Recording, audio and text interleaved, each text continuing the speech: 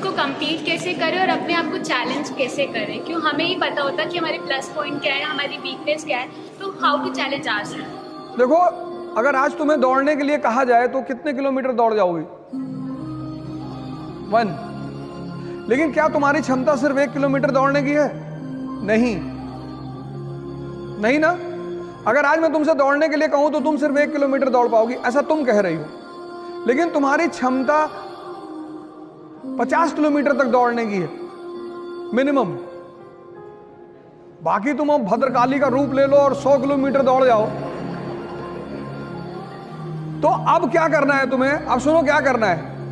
आज तुम 1 किलोमीटर दौड़ी, 10 दिन 1 किलोमीटर ही दौड़ो, 11वें दिन तुम उसे 2 कर दो। स्टेमिना डेवलप हुआ।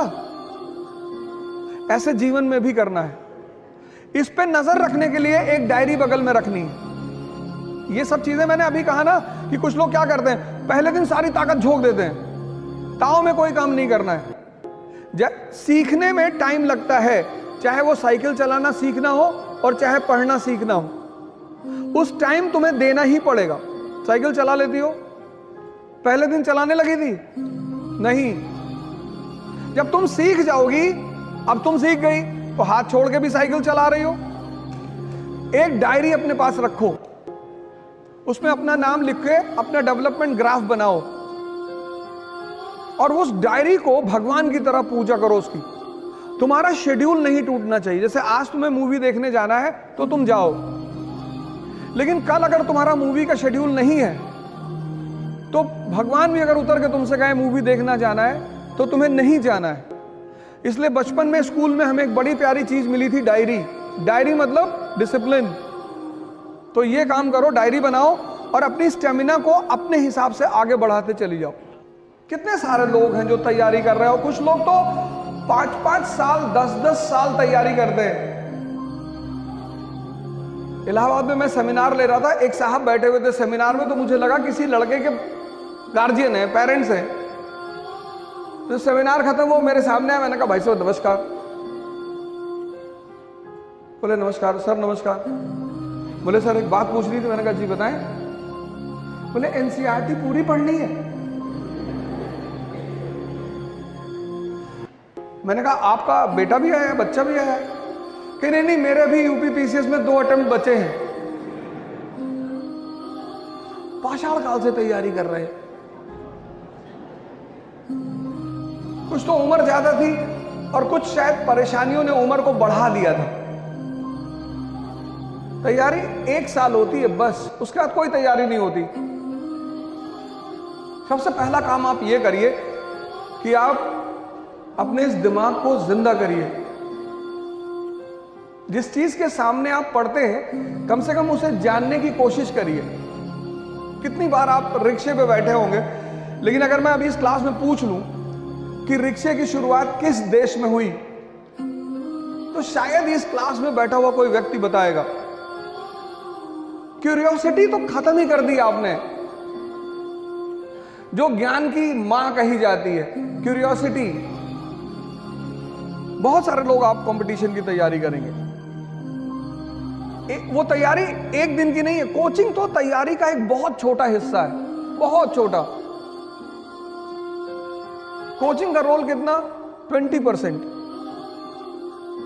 उससे ज्यादा नहीं होता किसी भी कोचिंग का। किसी भी कोचिंग का जो रोल होता है वो 20% होता है। आज तो मतलब ऐसा लग रहा है कि सब कुछ कोचिंग ही कराएगी। इसलिए जो 90% कोचिंग के भरोसे जाते हैं वो बैठे ही रहते हैं। सिर्फ 20% रोल कोचिंग का होता है। वो कौन सा रोल होता है? जब आप किसी परीक्षा में जाते हैं तो उस परीक्षा की एक आवश्यकता है, उसकी एक संरचना है, उसका एक तरीका है। अब भीष्म पितामह से बहुत सारे लोग लड़े, उनको नहीं पता था कि शिखंडी को सामने खड़ा करना है। अगर उनको पता होता तो वो भी हरा देते भीष्म पितामह को। अब रावण से बहुत लोग लड़े, उनको नहीं पता था कि मारना कहां है। अगर एक बच्चे को पता होता कि रावण की जान नाभि में है, डाल के घुमा देता। किसी परीक्षा का एक अप्रोच होता है। आईएएस में प्रीलिम्स क्या है, मेंस क्या है, इंटरव्यू क्या है। कोचिंग आपको इस पैरामीटर पे पढ़ाती है, बस पहला काम ये करती है। दूसरा जो सबसे बड़ा काम करती है, जो उसका सबसे इंपॉर्टेंट काम है, वो है आपको 1 साल डिसिप्लिन में रख के तैयारी कराती है। आपको पता है कि आज क्लास में जाएंगे, आज 3 घंटे में ये चैप्टर पढ़ाया जाएगा। जो सर अभी कह रहे थे कि मैंने अपने किसी वीडियो में कहा कि जो आदमी होमवर्क करेगा, होमवर्क का मतलब कंसोलिडेशन। आज के युवाओं में जो सबसे बड़ी कमी पैदा हो गई है, ज्यादातर उन्होंने मनन करना छोड़ दिया है। मनन और अध्ययन मनन के बिना निरर्थक है। और मनन आपका छीना किसने? कुछ समय तक तो टीवी ने छीना। और ये जो जहर आप हाथ में लिए हो, बड़ा अच्छी कंपनी है एप्पल। एक एप्पल हजरत आदम ने खाया था तो जन्नत से जमीन पर आ गए थे। एक आप खा रहे हो। कोचिंग सिर्फ 2 काम करेगी। एक, आपको उस परीक्षा की संरचना से अवगत कराएगी कि साहब प्रीलिम्स में ऐसा होता है, इस तरह के क्वेश्चन बनते हैं, मेंस में ऐसा होता है, इंटरव्यू में ऐसा होता है। और दूसरी चीज, आपको पूरे साल डिसिप्लिन रखेगी। जैसे आप कॉलेज आते हो, आप डिसिप्लिन रहते हो, ऐसे वो आपको डिसिप्लिन रखेगी। और 10 महीने में पूरा सिलेबस 3 घंटे के हिसाब से खत्म करा देगी। और उस 10 महीने में आपकी मुलाकात कुछ अनुभवी टीचरों से होगी जो उस विषय के लूप होल्स को समझते होंगे कि इस विषय को कैसे पढ़ा जाना चाहिए, इस विषय का इंपॉर्टेंस क्या है। आप किसी भी विषय को पढ़ो, सुन लो, इस सवाल का आंसर सुन लो। आप किसी भी विषय को पढ़ो, आप ये पहले पता करो कि इस विषय को क्यों पढ़ना है। आप पढ़ते हो रटने के लिए, आप पढ़ते हो नौकरी पाने के लिए, क्यों? अगर आज तुम पूरा नेशनल इनकम चैप्टर तैयार कर लो तो तुम्हें यह पता चल जाएगा कि इस देश में कहां कहां से पैसा आ रहा है, क्या आमदनी का स्रोत है, कौन से सेक्टर हमारे वीक हैं, किन सेक्टरों पे हमें काम करना है, किसको हम मजबूत कर सकते हैं। किसी विषय को, जैसे जिसको ज्योग्राफी नहीं पता वो इन्वेस्टमेंट कैसे करेगा?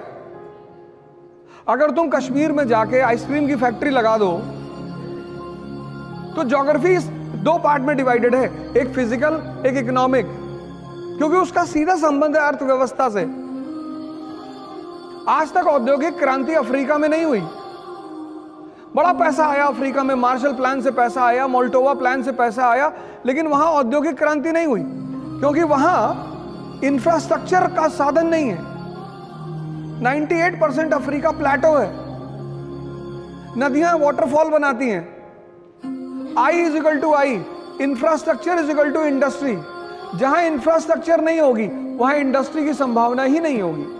1853 में पहली रेलवे लाइन बिछी कहां? मुंबई में। और 1854 में पहली कॉटन मिल लगी कहां? मुंबई में। देखो अंतर संबंध इंफ्रास्ट्रक्चर और इंडस्ट्री का। तो तुम्हें किसी भी सब्जेक्ट को उठाओ तो ये पहले पता करो इसे पढ़ना क्यों है, इसको पढ़ने के बाद मैं क्या समझने लगूंगी। जहां तक रहा सवाल डिसिप्लिन का, डिसिप्लिन एक ऐसी चीज है जो कष्ट से ही आती है। जैसे बैठ के मत पढ़ो, मैंने ये डाइस ले रखी थी, मैं इस पे पढ़ता था। कम से कम 3 से 4 घंटे, 12 घंटे मत करना वरना स्पाइनल प्रॉब्लम हो जाएगी। कुछ लोग क्या करते हैं ना, अत्त मचाना शुरू कर देते हैं। बाबा रामदेव ने जब शुरू में बताना शुरू किया कि कपाल भाती करने से चेहरे पे चमक आती, तो एक भाई साहब ने 1.25 घंटा कर लिया, किडनी पलट गई, वो 2 महीने आईसीयू में रहे। किसी भी काम की शुरुआत धीरे धीरे करो, डिसिप्लिन कष्ट से आएगा। अपने आप को कष्ट दो और अपने ऊपर नजर रखो। एक शेड्यूल बनाओ और शेड्यूल छोटा बनाओ। सुबह उठो, सोचो आज मुझे 3 घंटा पढ़ना है, बस 1 मिनट। अब 3 घंटे का शेड्यूल बनाओगे तो तुम्हारा मन बगावत करेगा, कहेगा नहीं नहीं 3 घंटे का नहीं, 10 घंटा। मन की आदत है बड़े बड़े प्लान बनवाना, करना कुछ नहीं। तुम अगर उसके नेचर को देखो, वो प्लान बनाने में कंजूसी कभी नहीं करता। यही तो उसका खेल है, कहेगा पूरा दिसंबर बैठ के पढ़ना है। जब तुम, अगर यहां कुछ लोग बाहर के होंगे, तो जब तुम अपने घर जाते होगे छुट्टी में, तो ये किताब लेके जाता होगा कि घर चल रहे हैं और टाइम वेस्ट नहीं करेंगे, पढ़ेंगे बैठ के। और जब तुम घर पहुंचते हो तो तुमसे क्या कहता है कि यार कानपुर में तो पढ़ ही रहे हो। पता लगा जितनी किताब लेके गए थे बिना खुले सब वापस आई है। छोटे छोटे वो बनाओ गोल, कहो 3 घंटा पढ़ेंगे। तो जब तुमने 3 घंटे का गोल बनाया और पढ़ गए 7 घंटा, कितना मजा आया उस दिन। जब भी तुम अपने टारगेट से बढ़कर काम करते हो, उत्साह बढ़ता है। और जब भी तुम अपने टारगेट से कम काम करते हो, उत्साह घटता है। तो जब तुम 10 घंटे का टारगेट बना के सिर्फ 3 घंटे पढ़ते हो और ये प्रक्रिया 2 महीने चलती है, तो तुम डिप्रेशन के शिकार धीरे धीरे होने लगते हो। इसलिए कम टारगेट बनाओ और ज्यादा आउटपुट निकालो और कष्ट दो अपने आप को। वही मैंने तप शब्द का इस्तेमाल किया, क्योंकि वो तुम्हारी अचीवमेंट होगी, कोई कर नहीं पाएगा। वैसे बड़ी सारी संस्थाएं हैं जो डिसिप्लिन भी सिखाती, लेकिन उससे कोई फायदा नहीं। इकरा इंटरव्यू गाइडेंस का प्रोग्राम करने जा रही है। अब इस गाइडेंस प्रोग्राम में तो पर्सनालिटी को लेकर आपकी मुलाकात हमसे होगी। मॉक इंटरव्यूज में आपको सीनियर ऑफिसर्स मिलेंगे, रिटायर्ड ऑफिसर्स मिलेंगे, सीनियर फैकल्टीज मिलेगी, और इंटरेक्शन में आपको मिलेंगे सर्विंग ऑफिसर्स। पुणे में इसकी पहली डेट है 28 दिसंबर 2022। मैं आपको पुणे में मिलूंगा 28 दिसंबर को। दिल्ली में 22 एंड 29 जनवरी, जेपी सिद्धार्थ होटल दिल्ली।